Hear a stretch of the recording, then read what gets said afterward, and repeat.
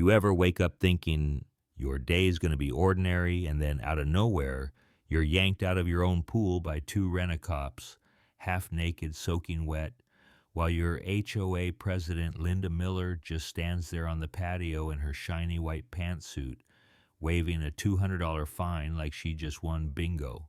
Yeah, that happened. 6 in the morning, my neighbors watching through their curtains, some looking concerned, others probably loving the drama. She smiles that cold little "I'm in charge here" smile and tells me if I don't stop misusing community resources, she'll push to have my house seized. That's not how I pictured starting my Tuesday, let me tell you. Now, my pool isn't just for cannonballs and barbecue parties. 3 years ago, a stage rig collapsed on me and messed up my back pretty good, so if I want to keep walking, I gotta swim every single day, rain or shine. Building this place nearly broke me, money, time, stress, but it saved me too. Spent months fighting with the city, HOA, even my own doubts, but finally got this little piece of heaven set up in my backyard. Countercurrent jets custom tile my oasis, you know.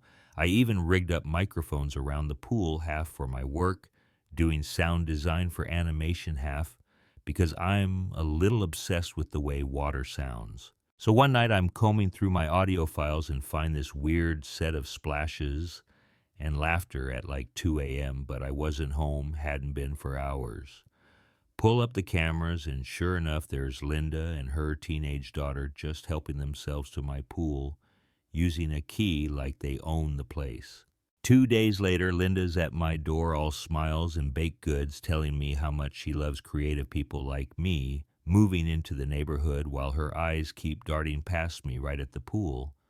She says she's just documenting for annual review, holding up her phone, filming away. I let her know real calm that all my permits are on file, and she gets this little twitch at the corner of her mouth before she leaves, but not before dropping off a spa brochure that, wouldn't you know, it has a big old photo of my pool as its cover. Harmony Wellness coming soon. That's when it clicks. She's not just nosy. She's stealing my pool for her business.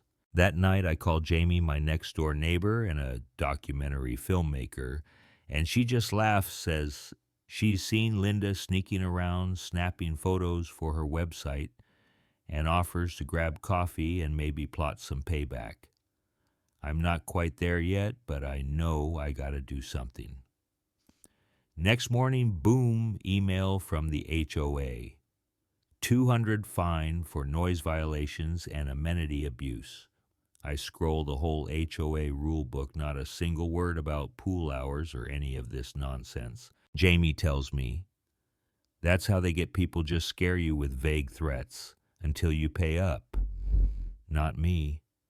I wire up pressure sensors, more cameras, tweak the sound system so I can catch every toe that touches my water. One afternoon, I catch Linda's daughter streaming live from her bedroom laptop in the background.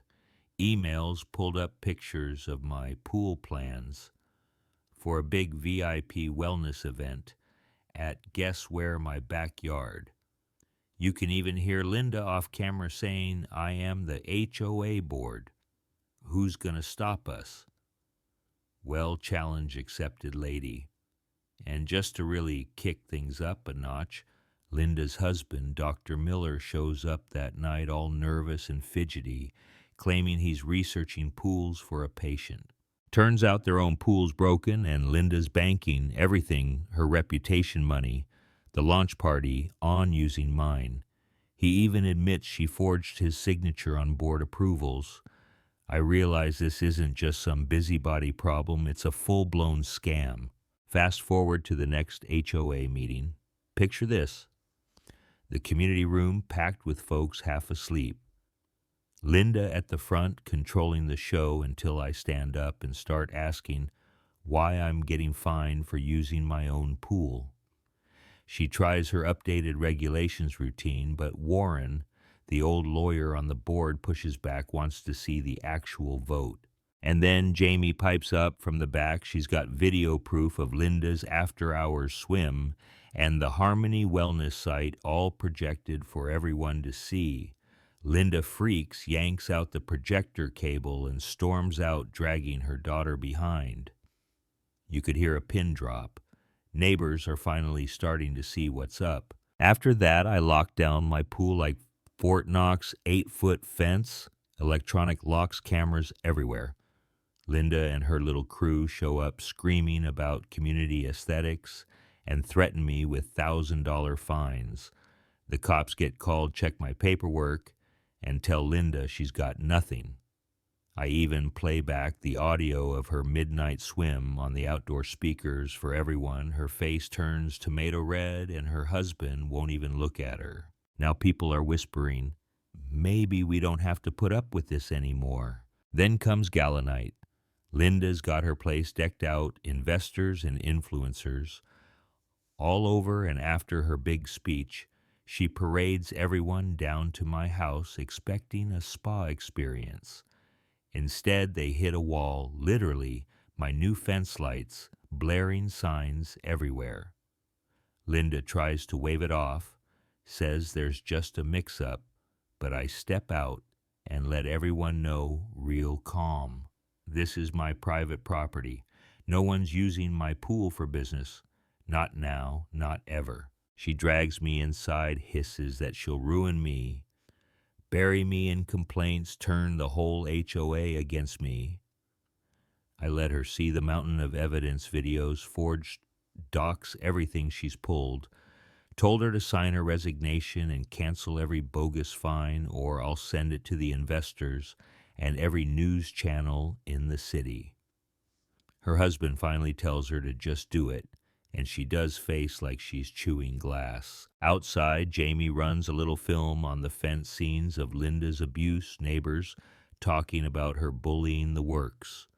The party's over before it even starts, and Linda's empire crumbles. But here's the twist, right?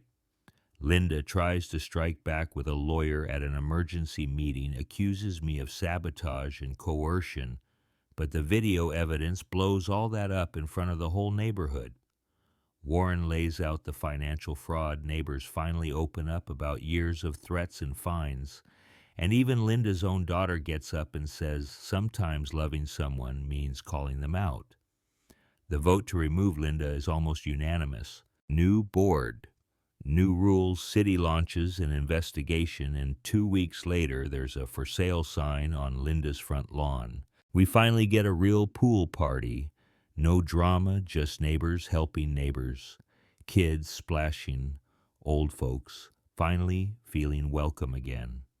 Jamie gets footage for her documentary. Warren gives a toast to actual community. And I get to soak my back finally at peace in the pool that started all this mess. So what do you think? Did I do the right thing locking everyone out, or should I have tried to find some kind of middle ground? Ever had to face down a bully hiding behind a rule book? Drop a comment. Let's hear your story. What does justice look like in your community?